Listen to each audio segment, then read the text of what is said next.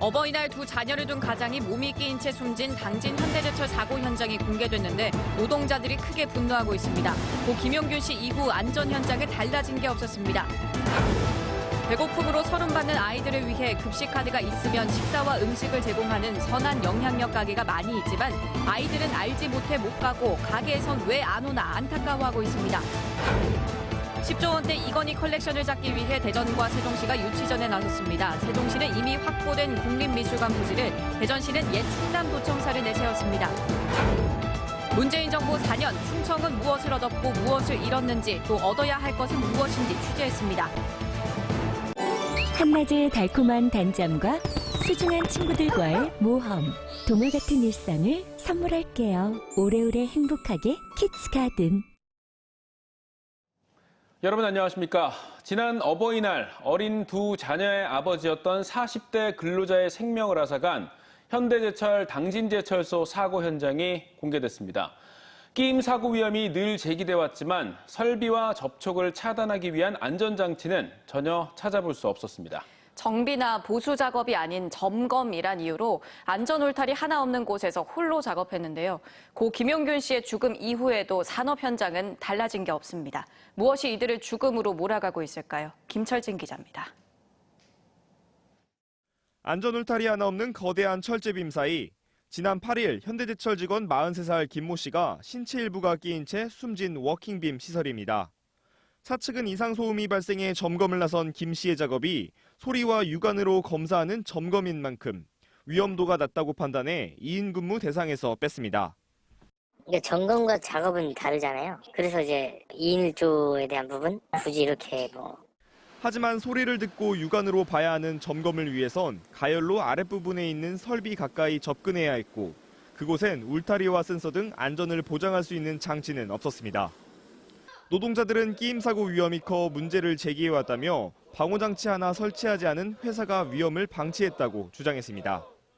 이 노동자들이 여기에 대한 시설 개선을 지속적으로 요구했음에도 불구하고 지금까지 아무런 안전 조치를 취하지 않아서 발생한 원신적인 재해라고 할 수 있습니다. 2인 1조 점검이 상식이지만 단독 점검을 허용한 매뉴얼부터가 사고를 불렀다는 겁니다. 특히 이번 사고는 2018년 태안화력 김용균 씨의 사망사고와 다르지 않다며 우리 사회 안전보건 시스템이 달라지지 않았다고 지적했습니다. 김용균 노동자의 죽음을 떠올릴 수밖에 없었습니다. 방울도 없었고 덮개도 없어서 직접 설비에 머리를 집어넣고 그 소리를 확인해야만 했습니다. 5월 8일 사고도 똑같았습니다. 2007년 이후 38명이 목숨을 잃은 현대제철에 대해선 특별근로감독을 실시해 사업주의 책임을 물어야 한다고 지적했습니다. 현대제철 당진공장 전체 특별감독을 실시하라!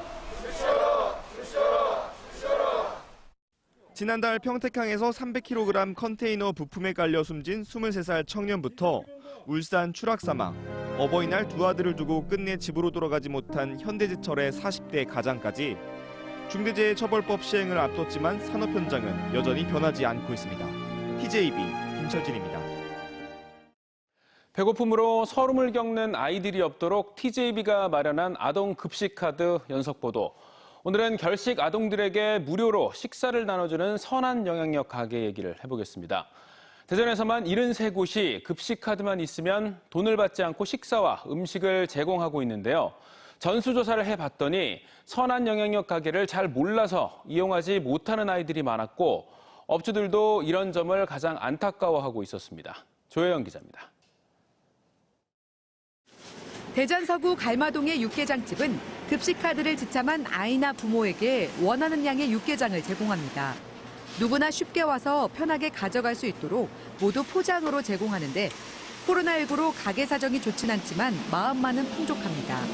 그냥 준다, 복지카드다, 이런 거 의식하지 않고 동네 그냥 장사하는 아저씨가 편하게 주는 거니까 먹고 더 무럭무럭 자라서 나중에 이제 20, 30대가 돼서 그 친구들이 같은 환경에 있는 친구들을 되돌아봐 줄 수 있고. 마트 내 정육코너 사장님이 학생을 반갑게 맞이합니다. 오늘 뭐 먹고 싶어? 저는 오늘 소고기 먹고 싶어요. 소고기 잔뜩 골라놨고. 네. 또? 삼촌으로 불리는 사장님에게 급식카드를 소지한 아동들은 모두 VIP. 소고기와 돼지고기, 닭고기 등 원하는 고기를 마음껏 골라갈 수 있습니다. 아이들 밥 한번 먹이고 싶다는 거죠. 건강한 식사 한 끼. 급식카드로는 못 사 먹는 거. 그런 것들을 좀 제공해주고 싶은 마음에 시작하게 됐습니다. 소고기 가져가고 돼지고기 받아가고 할 때 막 신나서 어린아이들 같은 경우는 진짜 팔짝팔짝 뛰는 아이들도 있고. 최근에는 아이들에게 마스크도 제공하는데 눈치 보지 말고 먹고 싶은 고기 마음 편하게 먹으라는 삼촌의 따뜻한 마음은 학생들에게 감동을 전합니다. 그냥 정육점 같은 데 가면은 조금 눈치가 보이면서 가격도 좀 센데 이렇게 선한 영향력 쪽에서 와서 이렇게 직접 고르고 또 친절하게 해주셔가지고 눈치 안 보고 좀 편하게 먹을 수 있었던 것 같아요.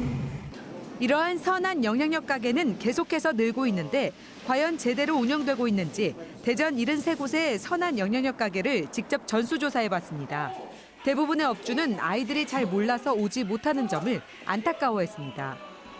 성장판 자극에 좋은 그 트램폴린 운동을 같이 겸하면서 아이들이 건강해졌으면 좋겠고 그런 아이들이 많이 와서 이용했으면 좋겠어요. 카드를 내기 부끄러워할까 봐 미리 계산했다고 아이들에게 전해달라는 업주부터 엄마가 다 계산했다고 하는데 쳐도 돼요? 그러면요. 어머니가 계산했어. 잘 쳐. 그렇게 할게요. 문의 후 다시 연락해 마음 편히 오라고 얘기해주는 업주까지. 장거 없어도 와서 네. 먹어도 되고 오고 나서 이렇게 시키기 전에 그거 굳이 보여줄 필요는 없어요. 계산할 때 그냥 살짝 보여만 주고 가면 돼요. 아, 네, 감사합니다.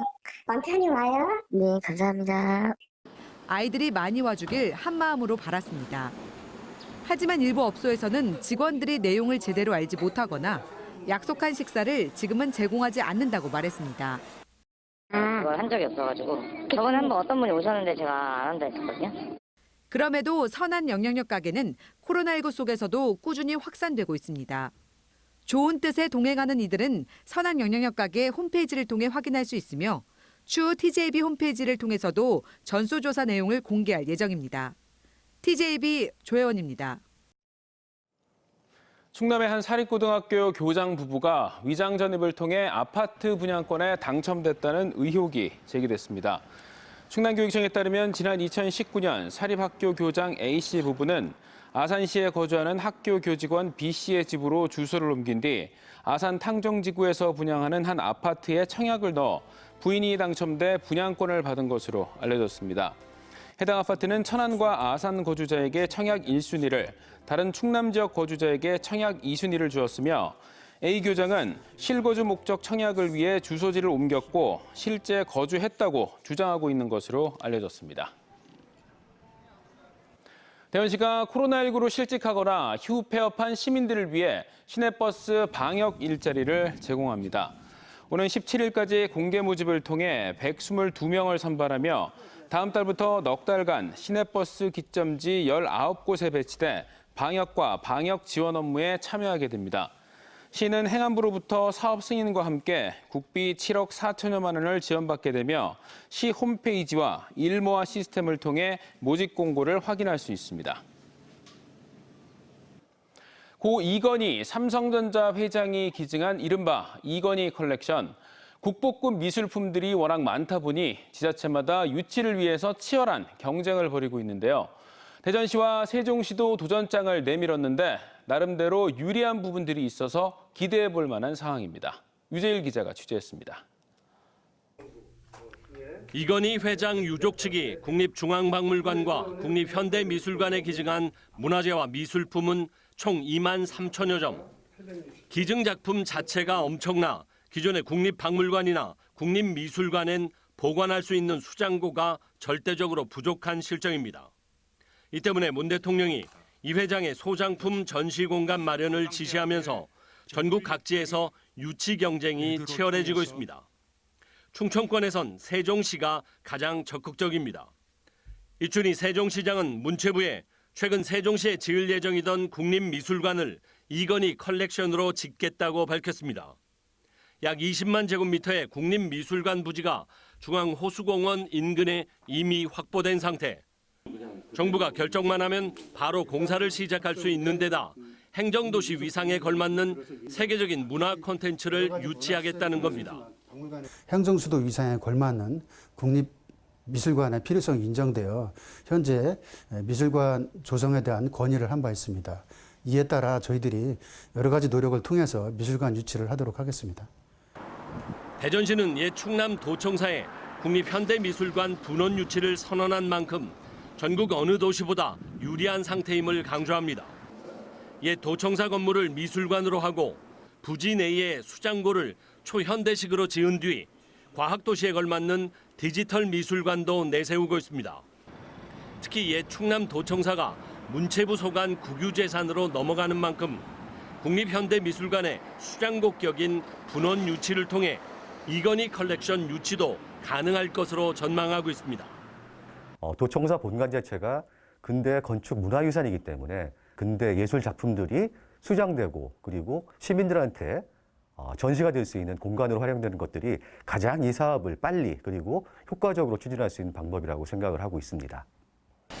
현재 이건희 컬렉션 유치전엔 대전과 세종은 물론 삼성과 인연이 있는 대구와 수원, 의령 등 전국 10여 개 도시가 우후죽순으로 나선 상태. 국보와 보물 등 시가로 10조 원이 넘는 이건희 컬렉션이 유치될 경우 관광객 유입 효과와 경제적 가치 창출에 폭발적인 효과가 기대되고 있습니다. 앞으로 정부가 어떤 결정을 내리고 어떤 도시가 유치전에서 최종적으로 웃을지 전국적인 기대감이 커지고 있습니다. TJB 류재일입니다.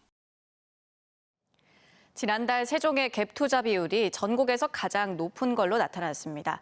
더불어민주당 박상혁 의원이 국토교통부로부터 받은 자료에 따르면 지난달 세종시에 제출된 자금 조달 계획서 120건 가운데 64.2%인 77건이 갭 투자로 나타나 전국 17개 시도 가운데 갭 투자 비율이 가장 높았습니다. 세종시의 갭 투자 비율은 지난 2월 13%까지 낮아졌다가 3월 38.5%에 이어 지난달 64.2%로 다시 급증세를 보이고 있습니다. 태안군 안면도 폐염전과 폐목장 부지에 국내 최대 규모 태양광 발전단지가 들어섭니다. 충남도와 태안군, 태안안면 클린에너지 등은 태양광 단지 조성 업무 협약을 맺고 5천억 원을 들여 태안군 안면읍 증장리 297만 제곱미터에 국내 최대 발전 용량인 300메가와트 규모 태양광 발전소를 건설할 계획입니다. 태양광 발전소는 내년 하반기 상업 운전을 목표로 올해 하반기 공사에 들어갑니다. 문재인 정부가 오늘 출범한 지 4주년을 맞았습니다. 지난 4년 동안 충청권에선 성과도 많았지만 잃은 것도 있고 국회 세종의사당 건립과 대전 충남 혁신도시 완성 등 앞으로 얻어야 할 것도 많습니다. 서울방송센터 김성민 기자가 짚어봤습니다. 비상할 수 있도록. 문재인 대통령은 취임 4주년 연설에서 한국형 뉴딜 추진을 코로나19를 극복할 대안이자 현 정부의 성과로 꼽았습니다. 충청권에선 자율주행에 기반한 대중교통 등 세종 스마트시티와 대전 대덕특구 재창조, 충남은 내포 신도시 내 IT 클러스터 조성과 수소 도시 조성 등이 기대됩니다. 디지털, 그린 등 미래 유망 분야에서 대규모 일자리가 창출될 수 있도록 투자 확대와 함께 인재 양성과 직업 훈련 등을 강력히 지원해 나가겠습니다.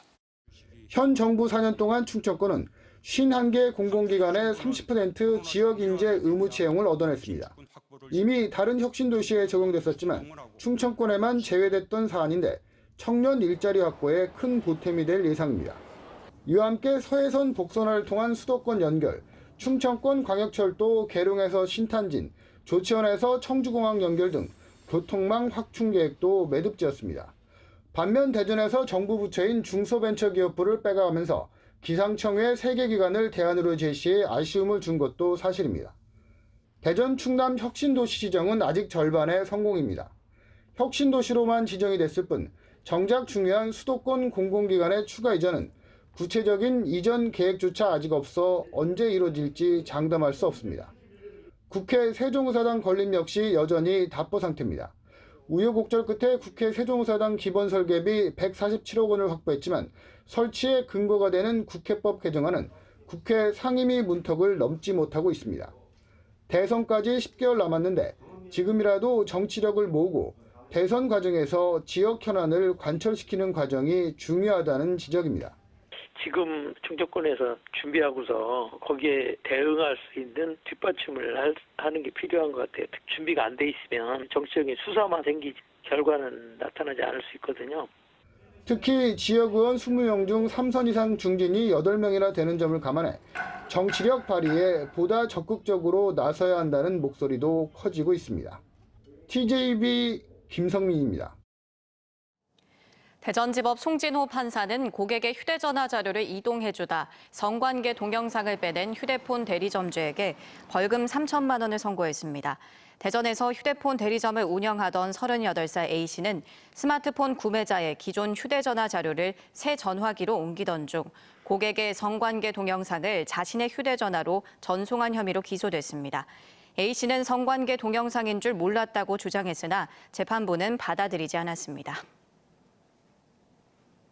대전 유성구가 유성시장 일원인 장대 ABC 구역에 주상복합 건물이 들어서는 재개발과 관련해서 시장은 보존하고 5일장을 활성화하는 방향으로 재정비 촉진 계획을 변경했습니다. 이에 따라 존치구역인 장대 A씨구역은 재개발이 가능한 촉진구역으로 변경돼 주상복합 건물을 지을 수 있습니다.